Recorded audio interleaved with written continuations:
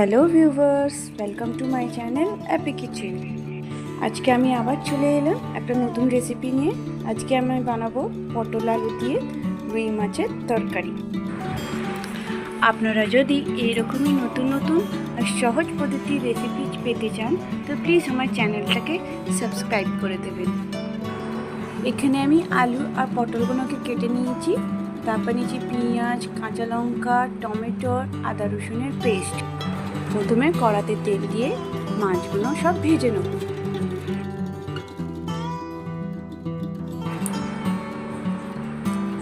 আমার মাছগুলো ভাজা হয়ে গেছে। এবার মাছগুলো আমি এক এক করে সব তুলে নেব। মাছ ভাজার পর আমাদের কড়াতে যে তেলটা বেঁচে গেছে ওই তেলের মধ্যে আমি কেটে রাখা পটলগুলোকে ভেজে নেব। পটলগুলোতে যখন একটু গোল্ডেন কালার এসে যাবে ওর মধ্যে আমি কেটে রাখা আলুগুলোকে দিয়ে দেবো। এবার আলুগুলোকে পটলের সাথে ভালোভাবে ভেজে নেব। এবার আলু আর পটলগুলোকে ভালো করে মিক্স করে ব্রাউন হওয়া অবধি ভেজে নিয়ে এবার তুলে নেব। আবার কড়াতে তেল অ্যাড করব আর তেল অ্যাড করে এবার গোটা গরম মশলা, জিরে, তেজপাতা, শুকনো লঙ্কা, গোলমরিচ, লবঙ্গ অ্যাড করে দেবো আর একটা এলাচও দিয়ে দেবো। এইগুলো তেলেতে এক এক করে দিয়ে দেবো। এগুলো তেলের মধ্যে হয়ে যাওয়ার পর এবার এর মধ্যে একটুখানি দিয়ে দেবো হলুদ গুঁড়ো আর একটু কাশ্মীরি লাল মির্চ। এইগুলো তেলের মধ্যে একটু ভালোভাবে কষিয়ে নেওয়ার পর এবার এর মধ্যে কুচিয়ে রাখা পেঁয়াজগুলো দিয়ে দেবো। এবার পেঁয়াজগুলো একটু তেলেতে ভালোভাবে গোল্ডেন ব্রাউন হওয়া অবধি ভেজে নেব।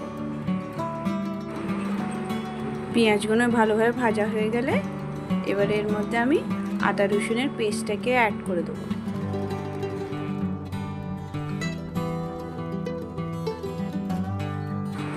এবার পেঁয়াজ, আদা, রসুন এইগুলো সব মিক্স করে ভালোভাবে ভেজে নেব।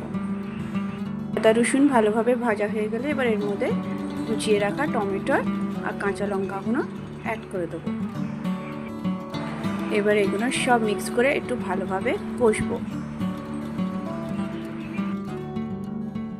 এগুলো ভাজা হয়ে যাওয়ার পর এবার স্বাদ অনুযায়ী নুন, জিরে গুঁড়ো আর ধনে গুঁড়ো দিয়ে ভালোভাবে নাড়াচাড়া করব আর একটু ভালোভাবে কষে নেব। কষা হয়ে গেলে তেল ছেড়ে গেলে এবার এর মধ্যে অল্প করে জল দিয়ে দেবো। জলটা দিয়েও একটু ভালোভাবে মশলাটাকে কষে নেব। মশলাটা হয়ে গেলে এবার এর মধ্যে আগে থেকে ভেজে রাখা পটল আর আলুগুলো দিয়ে দেবো। এবার পটল আলুকে মশলা দিয়ে ভালোভাবে একটু কষবো। এই পটল আর আলু ভালোভাবে কষা হয়ে যাচ্ছে। এবার দেখতে পাচ্ছেন ওর মধ্যে একটু তেল ছেড়ে গেছে। এবার এখানে আমি এসে জল দিয়ে দেবো। জল দিয়ে পটল আর আলুগুলোকে একটু সেদ্ধ হতে দেবো। এবার এখানে এসে আমি চাপা দিয়ে দেবো। কিছুক্ষণ চাপাটা খুলে দেওয়ার পর দেখছি জলটা একটু ফুটে গেছে। এবার এই পরিমাণে এসে মাছগুলোকে অ্যাড করে দেবো। মাছগুলো অ্যাড করে দিয়ে আবার কিছুক্ষণ চাপা দিয়ে রেখে দেবো।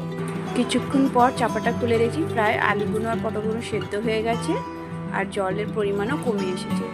এখানে আমরা জল একদমই রাখবো না, কেন কি এটা আমরা তরকারি করছি। জলটাকে পুরো শুকনো করে নেব। তরকারিটা প্রায় হয়ে এসেছে আর জলটাও পুরো শুকনো হয়ে গেছে। এবার তরকারিটাকে নামিয়ে ফেলবো। ভিউয়ার্স, আমার পটল আলু দিয়ে রুই মাছের তরকারিটা আপনাদের কেমন লাগলো প্লিজ আমাকে কমেন্ট করে জানাবেন। ভালো লাগলে একটা লাইক দেবেন। Thank you for watching my video.